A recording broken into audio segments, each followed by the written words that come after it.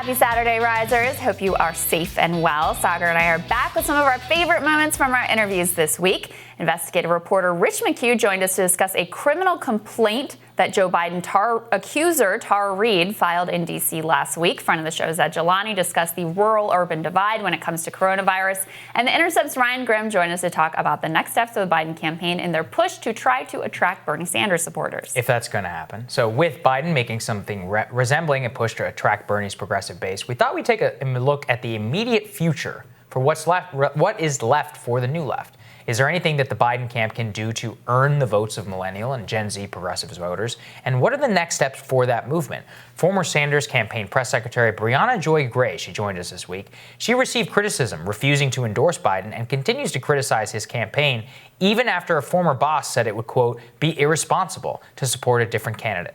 But she explained her position and why she's remained a vocal Biden critic in the days since the Sanders campaign ended. Let's take a look. There are a lot of people on the left who are really confused about where to go next, who are hurt, who feel like there's not a lot of transparency, who are waiting to have someone fill some kind of leadership void. And I'm not so presumptive as to think that that's me in any way, but I think that it's helpful to hear that there are options. You are allowed to believe and think a wide variety of things, and that this is a moment where the left should be having open and active conversations about what we want this party to look like, what we want this candidacy to look like, and to make sure that we hold our political representatives accountable. You know, nobody is more courageous, really, than Briana Gray, because she takes it so hard from so many of these media types. I mean, Joy Reid and so many others, mainstream political reporters out there, Frank Luntz saying she is the reason that the Bernie Sanders campaign lost. She really is just a very principled person. I mean, can you just... It's refreshing to talk to somebody like that. The idiocy of that comment from Frank Luntz in particular, like, go ask a South Carolina voter why they voted for Joe Biden. Oh, it's because that Briana Joy Gray is so... I mean, give me a freaking break. And he should know better. He actually talks to voters now and again. But no, I think Brianna's point is really important and really valid of just like, look, we're still allowed to speak our mind. We're still allowed to hold our principles. And this is a person who not only is being, you know, totally attacked now, and she does go pretty hard, which I appreciate, but during the campaign, remember a professional wrong person, Jason Johnson, saying she was from the island of misfit black girls? I mean, the way she was treated, and he's not the toxic or problematic one, she is for saying, I still support Medicare for all. Yeah, and now there are these people online who were saying, bring Jason Johnson back to MSNBC. So, I mean, I can't even imagine what hellish future that might look like. It's only a matter of time. He'll be back. They'll get over it. While Briahna has remained firm in her opposition to the Biden candidacy, other figures on the left have been somewhat more flexible. Alexandra Rojas, Executive Director of Justice Democrats, sat down with us this week and explained that while there's no guarantee that her group will support Biden's run, they know that a second Trump term will present more hurdles for their platform to become a reality. I think that Donald Trump and what the Republican Party is doing in terms of the Supreme Court, in terms of separating children from their families, in terms of stripping, a number of policies and rolling us back even farther than we were. I think most people recognize that if we want to actually stop climate change, if we want to see single payer happen in our lifetime, if we want to actually have a chance at passing solutions that match the scale, scope, and urgency of the crises that we're facing, that does not happen, and it is a lot harder to happen with a Donald Trump and with an administration that captures those things and can literally block us out from our ability to do that. So it is tricky. I don't deny those things, but I think in this scenario, we have to have the sort of in the immediate balance pressuring Joe Biden to make concessions on these things, which he has to earn our vote. It is not a guaranteed thing. Well, she actually made some news in that interview, too. Yes. I mean, she said flat out, we have no intention of endorsing Joe Biden. That doesn't mean they're telling people to vote against him. They're just saying, we're not endorsing him. And she laid out they're really going to focus down ballot and just not really particularly participate in the presidential race. Yeah, I thought it was a huge moment from that interview. And it's really, I mean, it was quite clear that they were reluctant to say so. But, I mean, it does just demonstrate that they do not trust Biden. And I mean, this is something that we had pressed her on, and which nobody has had a good answer. We're like, look, like if you guys say you're going to vote for Biden, and then you're like, but please accede to all my demands. Why should he care what you're going to say? it doesn't matter. All he needs is your vote. And that's ultimately what's going to happen. Yeah, I mean, look, I get it's an impossible bind, right? I get that. And it's frankly a bind the left has found itself in time and time again, where basically mainstream Democrats, kick them in the teeth. Right. And they can do it, and they do it publicly, intentionally, to show, look, we're not like these crazy lefties over here. And the message to the left is, but you have no other choice. So you have to be with us. And so, Joe Biden's not going to move left after he's won the primary. That never happens, not from a mainstream Democrat. Come on. So, look, I get what they're trying to do, and what she's saying is, I am going to vote for you, but I can't promise that you have to excite people to get them out to vote.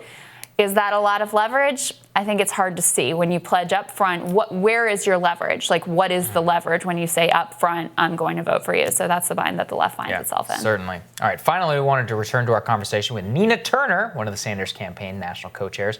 She laid out what she needs to see from the Biden campaign in order for it to earn her support, and stressed that simply drawing a contrast between Biden and Trump is not going to cut it. Let's take a listen. What I want to see is the material conditions for the people and the communities that I care about, the communities and the people that I have served and people I've met along this campaign trail. I want to see something real given to them. They deserve nice things. The poor, the working poor, the barely middle class deserve nice things. And so we have a pandemic, but what the pandemic has revealed is that we have structural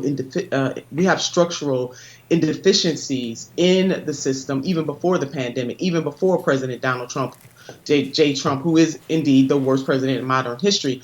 Those are not, defeating President Trump and making a demand are not mutually exclusive. Those two things go together. It is both true that President Trump is a horrible president, and that's keeping it PG. And it is also true that the Democratic nominee has to show folks what he will do to make the changes in their lives that they need, not just to survive, but to thrive. People have been surviving for the last 40 years. We need to get into thrive mode, and that's not too much to ask. Look, let me wear my bias up front. I absolutely love Nina Turner. However, I think she makes the strongest case, which is, look, this isn't about leverage. This is about convincing you this is an electability issue. Right. If you don't shore up on these issues and give people a reason to affirmatively support you, it's going to be Hillary Clinton 2.0 all over again, and we know how that ends up. I think that is probably the strongest case to make there. Yeah, I think so as well. I mean, and it's very clear, as we've laid out here, which is that, look, the whole case that he's going to win white working class back, just not true. At least right now, according to the polling that we see, has made zero inroads, and that's with no offense yet. Well, and he's not even saying that he's going to try, really. Right. He's like, oh, yeah. Can I win him back? No, probably not. Can I win back the Trump base? Probably not. It's like, oh, okay. I remember that being the central reason you were nominated, but cool. And then it's like, now you also can't turn out, a lot of these young people, part of the Obama coalition that never gets talked about, which was young voters, are not going to come out for you because you're not going to give them a material reason to. So you're in a real bind here. We're basically just a party of suburbanites and then traditional African-American and Latino voter bases, hoping that the percentages come out the way that you want it to. By the way, don't take those voter bases for granted. Of course not. They're not going to stick with you forever either, especially there's some indication Latino males moving more towards Donald Trump. But it's not just about Joe Biden either. The young vote was supposed to be the bedrock upon which the Democratic Party was built in terms of the future, right? This was the core part of the coalition of the ascendant because it's the most diverse generation, obviously growing as they come of age, they vote more. This was the whole idea of how Democrats are going to take over power in this country. And yet when you look at the numbers, Obama won 2/3 of young voters. Hillary won 55%. Joe's at 44%. That trend, I'm not, an amazing mathematician here, but that trend is not a good one. That's the opposite direction as to what you want to be doing, especially for the future of the party. And so, again, I think just to bring it back to Nina, that's ultimately the case that needs to be made is, look, this is a problem for this election. This is a problem for you having power for, years and decades potentially to come. Absolutely. That does it for us. As always, please like, share, and subscribe. We're going to be back later today with our recurring segment breaking down the week that was in media screw-ups. And tomorrow, of course, we'll be back for another round of #RisingQs. We'll see you guys then.